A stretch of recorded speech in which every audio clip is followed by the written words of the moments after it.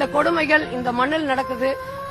என்ன சொல்றது, நான் ஒரு இம்மி அளவு கூட யாரையும் வந்து பகச்சிக்க கூடாதுன்னு நினைச்சேன். ஆனா மிகப்பெரிய வலியோடு வேதனையோடும் உண்மையிலுமே சொல்றாங்க, ஒரு மாற்றம் வரணும். இதனால நான் இந்த இடத்துல சீமானை ஊத்திட்டு எரிஞ்சு போனா இந்த தேர்தல் சரியா நடக்கும், இப்படி ஒரு அராஜகம் நடக்கும்னு நான் உயிர் விட கூட தயாராக்குறேன். ஏன்னா அவ்வளவு வேதனை சுமந்துட்டு வர. ஏன் தெரியுங்களா, நான் என் மண்ணை நேசிச்சேன், என் மக்களை நேசிச்சேன்.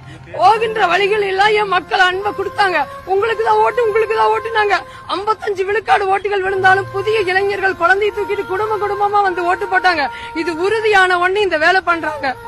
எவ்வளவு இன்னும் சொல்ல போனா, நான் மாற்றுக் கட்சி சேர்ந்தவங்களோட நேசிச்சு காலையில இருந்து அந்த வாக்குச்சாவடியில் உட்கார்ந்து திமுக முகவர்ல கூட சாப்பிட்டீங்களா, வாழ்த்துக்கள் சொல்லிட்டு வந்தேன். ஆனா இப்ப வந்ததுக்கு அப்புறம் இவ்வளவு பெரிய ஒரு அராஜகம் நடக்குதுங்க போது பெரிய வேதனை தான்.